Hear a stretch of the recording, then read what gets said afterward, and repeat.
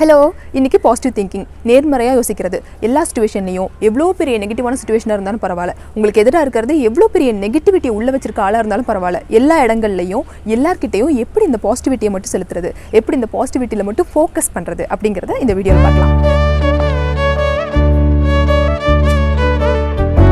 இந்த பாசிட்டிவாக யோசிக்கிறது, நேர்மறையான சிந்தனைகளை வளர்த்துக்கிறது ஏன் இவ்வளோ முக்கியம் அப்படின்னா, ஒரு மனுஷன் ஆரோக்கியமாக இருக்கான், அவன் ஹெல்த்தியாக இருக்கான்னா அவங்ககிட்ட 3 பேராமீட்டர்ஸ் இருக்குன்னு அர்த்தம். அந்த 3 பேராமீட்டர் என்னென்னா, ஒன்று ஃபிசிக்கல் ஹெல்த், இன்னொன்று எமோஷனல், இன்னொன்று மென்டல் ஹெல்த். இந்த 3 ஹெல்த்தும் கரெக்டாக இருந்துச்சுன்னா ஒரு மனுஷன் ஆரோக்கியமாக இருக்கான், அவன் ஹெல்த்தியாக இருக்கான் அப்படின்னு சொல்லலாம். இது என்ன எமோஷனல் அண்ட் மென்டல் ஹெல்த், இது ரெண்டுக்கும் அப்படி என்ன தான் வித்தியாசம் அப்படின்னு கேட்டிங்கன்னா, மென்டல் ஹெல்த் அப்படின்னா என்னென்னா, ஒரு விஷயத்தை நம்ம எப்படி அக்செப்ட் பண்ணிக்கிறோம், எல்லா விஷயத்துலேருந்தும் எந்த விதமான எனர்ஜியை நம்ம எடுத்துக்கிறோம், அதை எப்படி நம்ம எடுத்துக்கிறோம் நமக்குள்ள அப்படிங்கிறது வந்து இந்த மென்டல் ஹெல்த்.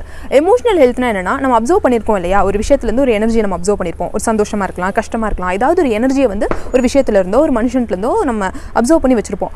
அந்த எனர்ஜியை நம்ம எப்படி வெளிப்படுத்துகிறோம், சிரிச்சு வெளிப்படுத்துகிறோமா, கோபத்தை வெளிப்படுத்துகிறோமா, எப்படி எந்த எமோஷனாக வெளிப்படுத்துகிறோம் அப்படிங்கிறது எமோஷனல் ஹெல்த்.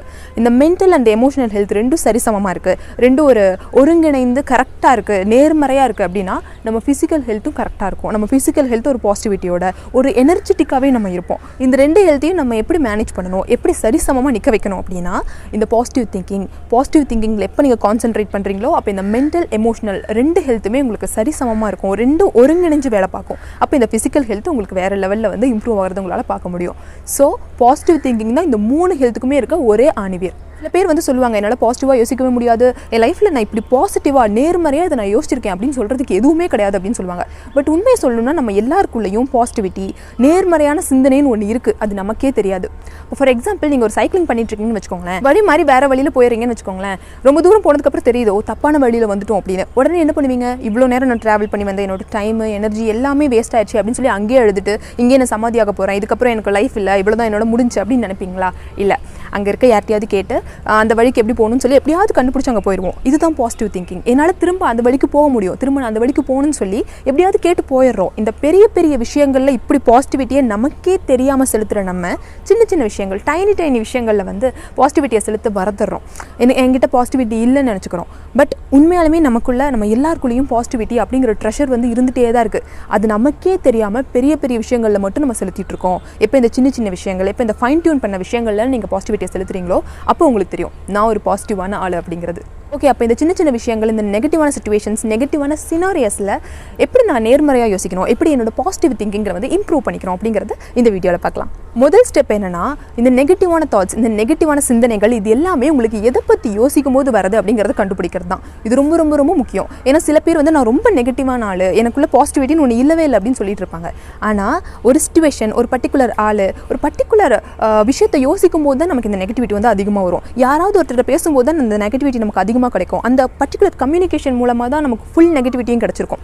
அதை ரியலைஸ் பண்ணாமல் நம்ம ஒரு நெகட்டிவான ஆள், எனக்கு பாசிட்டிவாக யோசிக்க தெரியாது அப்படின்னு சொல்லிட்டு இருப்பாங்க. ஸோ முதல் ஸ்டெப் ரொம்ப ரொம்ப ரொம்ப முக்கியம். எந்த விஷயத்தினால, எந்த சிச்சுவேஷனால, எந்த மனுஷங்களால் உங்களுக்கு இந்த நெகட்டிவான தாட்ஸ் வருது, எதனால இந்த எதிர்மறை எண்ணங்கள் உங்களுக்கு வருது, அதோட சோர்ஸ் என்ன அப்படிங்கிறத கண்டுபிடிக்கிறது தான். ஃபார் எக்ஸாம்பிள், இப்போ கண்ணாடி முன்னாடி நிற்கும் போது உங்களுக்கு ஃபுல்லாக நெகட்டிவான தாட்ஸ் வருது, ஃபுல்லாக நெகட்டிவிட்டியில் சூழ்ந்திருக்க மாதிரி இருக்குது அப்படின்னு உங்களுக்கு ஃபீல் ஆகுதுன்னு வச்சுக்கோங்களேன். அதுக்கு என்ன அர்த்தம்னா, நீங்களே உங்களை பாடி ஷேமிங் பண்ணிக்கிறீங்க. உங்ககிட்ட வந்து செல்ஃப் லவ்னு ஒன்று சுத்தமாக இல்லைன்னு அர்த்தம். எப்போ அந்த செல்ஃப் லவ் நீங்கள் இம்ப்ரூவ் பண்ணிக்கிறீங்களோ அப்போ இந்த பாடி ஷேமிங் பண்ண மாட்டீங்க. பாடி ஷேமிங் பண்ணலைன்னா இந்த நெகட்டிவ் தாட்ஸ் வராது. ஸோ சோர்ஸ் என்னன்னு முதல்ல கண்டுபிடிக்கணும். எதனால இந்த நெகட்டிவ் தாட்ஸ் வருது, நான் எந்த விஷயத்தை பண்ணும்போது, எந்த டைமில் எனக்கு இந்த நெகட்டிவ் தாட்ஸ் வருது, யார் கூட பேசும்போது வருது, எந்த சிச்சுவேஷன்ஸில் வருது, எந்தெந்த ஆக்ஷன் பண்ணும்போது எனக்கு இந்த மாதிரி தாட்ஸ் கிடைக்குது அப்படிங்கிறத முதல்ல கண்டுபிடிக்கணும். நெக்ஸ்ட் முக்கியமான விஷயம் என்னன்னா, கிராட்டிடியூட், நன்றி உணர்ச்சி. உங்ககிட்ட இருக்க விஷயங்கள், உங்ககிட்ட இருக்க ப்ரிஷியஸான விஷயங்கள், பட் அதெல்லாம் ப்ரிஷியஸ்னு நீங்கள் கவனிக்க மறந்துருப்பீங்க. ஸோ உங்ககிட்ட இருக்க விஷயங்களை நினச்சி இந்த யூனிவர்ஸ்க்கு ஒரு குட்டி நன்றியை தெரிவிக்கிறது. உங்ககிட்ட ப்ரிஷியஸாக நிறைய விஷயங்கள் இருக்குது, அது எதா வேணா இருக்கலாம், உங்கள் பேரண்ட்ஸ், உங்கள் ஃப்ரெண்ட்ஸ், உங்கள் ஸ்பவுஸ், இந்த மாதிரி யாராக வேணா இருக்கலாம். பட் அதெல்லாம் எனக்கு ப்ரிஷியஸ் நம்மளே கவனிக்க மறந்துருப்போம். திரும்ப இந்த நெகட்டிவான தாட்ஸ் ரொம்ப அதிகமாக வரும். நம்மக்கிட்ட ஒன்றும் இல்லை, நம்மக்கிட்ட எதுவுமே இல்லை, என்கிட்ட இப்போ இருக்குன்னு சொல்கிறதுக்கு எனக்கு எதுவுமே இல்லை அப்படின்னு யோசிக்கும் போது தான் இந்த தாட்ஸ் வந்து ரொம்ப அதிகமாக வரும். எப்போ இந்த சிச்சுவேஷனுக்குள்ளெல்லாம் போய் நீங்கள் மாட்டிக்கிறீங்களோ அப்போ நீங்கள் யோசிக்க வேண்டியதெல்லாம் உங்ககிட்ட இருக்க விஷயங்களை நினச்சி இந்த யூனிவர்ஸ்க்கு ஒரு சின்ன நன்றி சொல்கிறது தான். இப்படி ஒரு பேரண்ட்ஸை கொடுத்ததுக்கு எனக்கு நன்றி, இப்படி ஒரு ஸ்பவுஸை கொடுத்ததுக்கு நான் ரொம்ப கடமைப்பட்டிருக்கேன், எனக்கு ரொம்ப நன்றி சொல்லணும் அப்படின்னு சொல்லுங்கள்.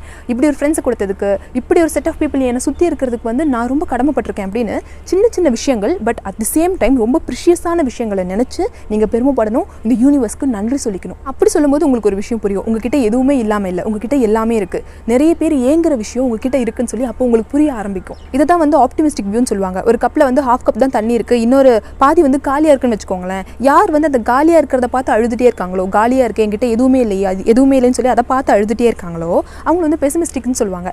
அதை பார்த்து வந்து அழுதே இந்த ஹாஃப் கப் ஃபுல்லாக இருக்கிறத வந்து கவனிக்க மறந்துடுவாங்க. ஆப்டிமிஸ்டிக் வியூனா என்னன்னா, என்கிட்ட இந்த ஹாஃப் கப்பாவது அட்லீஸ்ட் இருக்குல்ல அப்படின்னு நினச்சி அதை நினச்சி சந்தோஷப்படுறது. எப்போ அது மேலே உங்கள் ஃபுல் கான்சன்ட்ரேஷன் ஃபுல் ஃபோக்கஸும் இருக்கோ அப்போ உங்களுக்கே தெரியாமல் உங்களுக்குள்ள அந்த பாசிட்டிவ் எனர்ஜி, ஒரு பாசிட்டிவ் வைப் என்கிட்ட இருக்குப்பா அப்படிங்கிற எண்ணம் வந்து வர தொடங்கிடும். என்ன சொல்கிறேன்னா, அந்த ஹாஃப் கப்பை வந்து நீங்கள் நிரப்பவே வேணாம், இந்த ஹாஃப் கப்பை வச்சு நீங்கள் வாழ்ந்தா போதும் அப்படின்னு சொல்லலை. அந்த ஹாஃப் கப்பை நிரப்புற ப்ராசஸ் இருக்குது பார்த்தீங்களா, அந்த ப்ராசஸ் முழுக்க என்கிட்ட அட்லீஸ்ட் இந்த ஹாஃப் கப்பாவது ஃபில்லாக இருக்கேன்னு நினச்சி அதை நினச்சி சந்தோஷப்படுங்க. என்கிட்ட இல்லையே நினச்சி அழாமல் அதை நிரப்புற வரைக்கும் அந்த ஹாஃப் கப் ஃபுல்லாக இருக்கிறத நினச்சி சந்தோஷப்படணும், பெருமைப்படணும், இந்த யூனிவர்ஸ்க்கு நன்றி சொல்லணும். நெக்ஸ்ட் முக்கியமான விஷயம் என்னன்னா, உங்கள் மார்னிங் அஃபர்மேஷன். நீங்கள் காலையில் எழுந்ததும் என்ன பண்ணுறீங்க, எந்த மாதிரி வார்த்தைகளை சொல்கிறீங்க, எந்த மாதிரி எண்ணங்களை யோசிக்கிறீங்க, உங்களை எப்படி டிஃபைன் பண்ணிக்கிறீங்க அப்படிங்கிறது. இப்போ காலையில் எழுந்ததும் இன்றைக்கி எங்கெல்லாம் அடி வாங்க போகிறோமோ, இன்றைக்கி என்னெல்லாம் காத்துட்ருக்கோ, எந்த குழியெல்லாம் விழ போகிறோமோ அப்படின்னு யோசிக்கிறோன்னா, எந்த குழியெல்லாம் போய் விழுந்துருவோமா, இங்கெல்லாம் போய் நம்ம அடி வாங்கிடுவோமா அப்படின்னு யோசிக்கிற இடங்களில் கூட நீங்கள் அடி வாங்குவீங்க. ஏன்னா நீங்கள் காலையிலே கன்ஃபார்ம் பண்ணி வச்சுருங்க, இன்றைக்கி ஃபுல்லாக நாள் இப்படி தான் இருக்க போகுது, இன்றைக்கி ஃபுல்லாக நெகட்டிவாக தான் இருக்க போகுது, இன்றைக்கி ஃபுல்லாக எல்லா இடத்துலையும் நான் அடி வாங்குவேன், இன்றைக்கி ஃபுல்லாக எனக்கு எல்லாமே எதிர்மறையாக நடக்க போகுதுன்னு நம்ம கன்ஃபார்ம் பண்ணி வச்சுருக்கோன்னா இன்றைக்கி ஃபுல்லாக அதே தான் நடக்கும். இப்போ காலையில் எழுந்ததும் இன்றைக்கி ஃபுல்லாக நான் சந்தோஷமாக இருக்க போகிறேன், இன்றைக்கி எனக்கு நடக்கிறது எல்லாமே சந்தோஷமான விஷயமாக தான் இருக்கும், என் காதுக்கு வர்றது எல்லாமே ரொம்ப ரொம்ப சந்தோஷத்தை தர விஷயமாக தான் இருக்கும் அப்படின்னு நினச்சிக்கோங்களேன். அந்த நாள் வேறு மாதிரி இருக்கும். அதை விட பெஸ்ட்டான ஒரு பெட் காஃபி உங்களுக்கு யாருமே கொடுக்க முடியாது.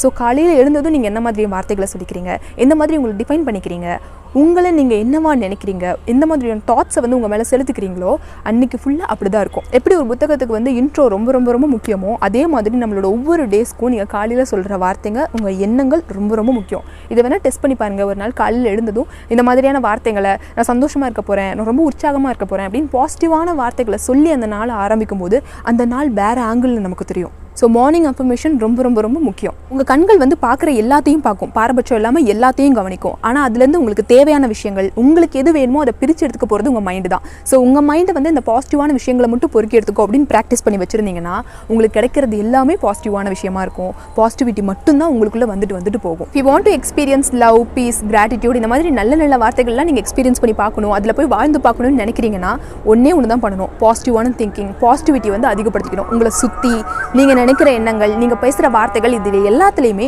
பாசிட்டிவிட்டியை மட்டும் வச்சு ஃபில் பண்ணிக்கணும். ஒரு சின்ன நெகட்டிவிட்டியாக இருந்தாலும் அதை ஃபுல்லாக இக்னோர் பண்ணிவிட்டு இந்த பாசிட்டிவிட்டியை மட்டும் எடுத்து எப்போ உங்கள் கூட வச்சுக்கிறீங்களோ அப்போ உங்களையே உங்களுக்கு பார்க்க ரொம்ப வித்தியாசமாக தெரியும். நீங்களே ஒரு வித்தியாசமான ஆங்கிளில் தெரிவிங்க. ஒரு ஸ்ட்ரக்சர்டான லைஃப்பை வந்து உங்களுக்கு வாழ்கிற மாதிரி இருக்கும். ஸோ எந்த அளவுக்கு உங்களால் முடியுமோ அந்த அளவுக்கு இந்த பாசிட்டிவ் திங்கிங் இன்க்ரீஸ் பண்ணி உங்ககிட்ட வச்சுக்கோங்க.